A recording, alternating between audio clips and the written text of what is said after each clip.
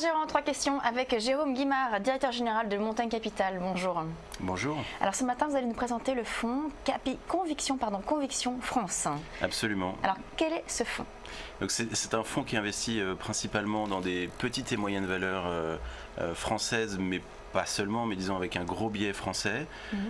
C'est un fonds de stock picking et c'est un fonds dont la philosophie est une philosophie plutôt value, donc essayer de trouver des entreprises peu chères et sous-valorisées par le marché. Et donc aujourd'hui, ces valeurs, vous les trouvez où? Quels sont, quel type de valeurs allez-vous choisir? Alors, je pense qu'aujourd'hui, on est dans un environnement où, contrairement à 2012 ou même le début de l'année 2013, trouver ce type de valeur n'est pas aussi facile. On est dans un environnement où les marchés sont un peu mieux valorisés qu'il y a 2 ou 3 ans. Cependant, dans l'univers du marché français en particulier, on trouve encore un certain nombre de valeurs qui rentrent dans nos critères et qui sont des valeurs sur lesquelles le marché n'a pas encore pris en compte leur potentiel de croissance. Exactement. Alors justement, quels vont être ces critères de sélection? Comment est-ce que vous allez choisir ces valeurs? Alors bon, je pense que le critère principal, c'est les entreprises qui sont capables de générer des cash flows et des free cash flows. Je pense que c'est un des critères qui est le plus primordial quand on fait de la gestion value et qui n'est pas forcément regardé par le marché, qui se concentre surtout sur des critères de type price earning ratio ou des critères de valorisation type EV sur EBIT ou EV sur EBITDA et qui regarde pas souvent le critère de cash flow, prix sur cash flow, qui pour nous est pourtant primordial puisque les entreprises se développent quand elles ont des cash flows et cash is king, comme on dit. Alors, pardon? Cash is king, comme on dit. C'est-à-dire, ça veut dire quoi? Aux États-Unis, c'est la grande phrase de tous les gérants. C'est-à-dire qu'une boîte qui a des résultats extrêmement profitables, mais qui ne gagne pas d'argent en free cash flow, quelque part, est vouée à l'échec. Donc si vous voulez, plus que le résultat comptable, ce qui importe, c'est le cash qui rentre dans le bilan de l'entreprise et qui lui permet de se développer de manière importante.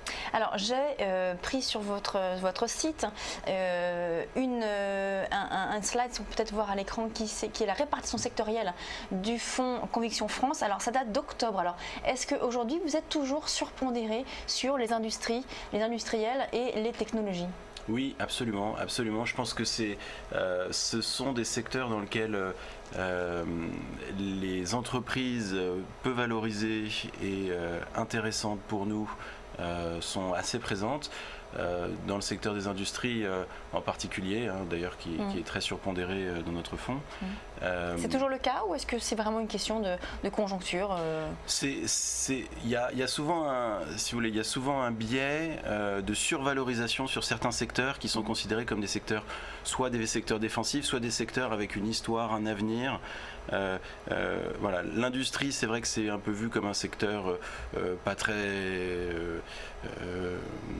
très sexy, j'ai envie de dire, et c'est vrai que c'est un secteur souvent qui est pas très regardé et donc assez peu cher, et dans ce secteur on trouve donc assez souvent des entreprises value comme on les aime. Et dans le secteur technologique, en revanche, c'est un secteur qui est plutôt sexy, en revanche, parce que, comme assez regardé, il y a beaucoup de... Voilà, on y va de plus en plus. Est-ce que là, justement, vous allez me dire, oui, il y a des valeurs value, mais justement, est-ce que c'est aussi facile d'en trouver? C'est clair qu'il y a dans le secteur technologique des valeurs qui sont extrêmement chères et qui nous intéressent moins, mais il y a aussi dans le secteur technologique, surtout quand on regarde les cash flows et les cash flows futurs auxquels on peut s'attendre, des entreprises qui sont largement sous-valorisées, même si en regardant le price earning ratio, peut-être qu'elles sont chères, mais en regardant les cash flows futurs par rapport au prix actuel, on se rend compte qu'elles ne sont pas du tout chères, au contraire. Alors on va parler justement du portefeuille, de la composition du portefeuille justement. Aujourd'hui, donc, vous me disiez que vous étiez surpondéré sur les industriels. Quel type de valeur avez-vous en portefeuille? Quelles sont vos pépites aujourd'hui chez Conviction France? Alors dans le fonds Conviction France, nous n'avons que des pépites. Bien sûr. C'est le principe du fonds et de ce fonds donc de conviction. Si je devais faire ressortir 2 ou 3 valeurs, je dirais que Plastivaloir fait partie de nos valeurs favorites. Donc là, je rappelle, c'était au mois d'octobre, hein, ce slide qu'on peut voir à l'écran. Donc c'était voilà, c'était les mouvements donc au mois d'octobre. Donc là, évidemment, mi-décembre, ça a dû changer. Donc en effet, Plastivaloir aujourd'hui qui était à l'époque donc à 3,4%. Aujourd'hui, donc vous avez renforcé votre position dans Plastivaloir. Alors on n'a pas renforcé, mais le titre ayant énormément monté.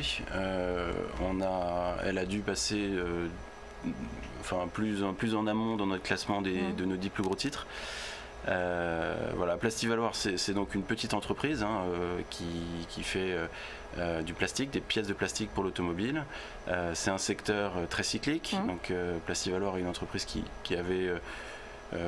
était passée par des points bas en termes de valorisation dans les années 2011-2012. Mais qui a réussi avec le rebond du marché automobile à gagner des parts de marché et qui se retrouve aujourd'hui, qui a publié d'ailleurs ses résultats il y a 2 jours et qui a multiplié son résultat opérationnel par 5, qui se retrouve aujourd'hui à avoir gagné à l'occasion de la crise de 2011-2012, avoir gagné des parts de marché par rapport à ses concurrents et donc à se retrouver aujourd'hui avec une bien meilleure santé financière que avant la crise, toute chose étant égale par ailleurs. Et alors, donc là c'est Plastivaloir. Une dernière valeur. Alors je vois aussi sur cette slide, vous avez des ETF. Donc là c'est quoi? C'est une façon de vous protéger. C'est une politique de couverture. Absolument. Ça c'est donc on parle du mois d'octobre. C'est une stratégie de couverture pure. C'est-à-dire que le fonds étant un fonds action éligible au PEA, il doit être investi à 75% en permanence aux actions européennes. Cependant, début du mois d'octobre, nous avions anticipé une baisse des marchés, donc nous avions acheté des couvertures, donc des trackers XBER en l'occurrence, c'est-à-dire qui reproduisent la performance du marché à l'inverse et multiplié par 2, donc ces trackers nous ont permis de gagner 2 ou 3 points de performance au mois d'octobre en évitant une partie de la baisse et au contraire en amortissant, si vous voulez, la performance du portefeuille. Voilà. D'autant plus que c'est un portefeuille de petites valeurs, donc ce sont des valeurs qui sont souvent avec une très grosse volatilité. Quand le marché baisse, ce sont souvent des valeurs qui baissent plus que le marché, et quand le marché monte, elles montent plus que le marché. Donc en utilisant ce type de produit, ça nous permet d'amortir une partie des mouvements de marché, et ça nous permet même de générer un peu de surperformance quand on réussit à bien timer le marché. Alors vous nous avez parlé de Plastivaloir, qui est une de vos convictions actuellement. Une autre valeur qui pourrait aujourd'hui être intéressante, sur laquelle on pourrait se positionner? Alors, il y en a beaucoup. Disons que si on regardait, on parlait du secteur technologique par exemple, une valeur du secteur technologique qui est selon nous sous-valorisée, même si en termes de price earning ratio elle est assez chère, c'est Criteo. Alors c'est une valeur un peu spéciale par rapport à notre fonds parce que c'est une valeur française mais cotée aux États-Unis, donc ça fait un peu figure d'exception dans la liste de nos titres. Cependant, c'est un futur leader dans le reciblage publicitaire, qui est un secteur dans lequel la croissance est extrêmement importante. Et Criteo, au regard de son statut de leader, est finalement assez mal valorisé quand on compare à d'autres leaders dans d'autres secteurs qui sont également en croissance.